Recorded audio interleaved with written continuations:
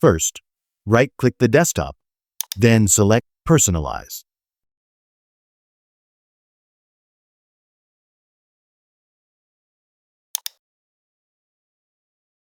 Select the System tab, then Recovery.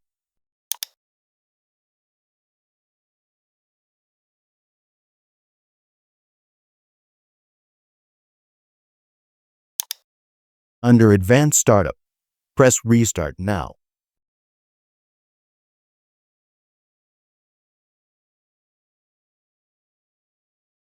Select Troubleshoot, Advanced Options, then Startup Settings.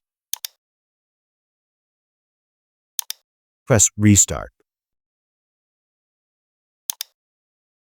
Press 4 for Safe Mode or other options. All done. Please subscribe.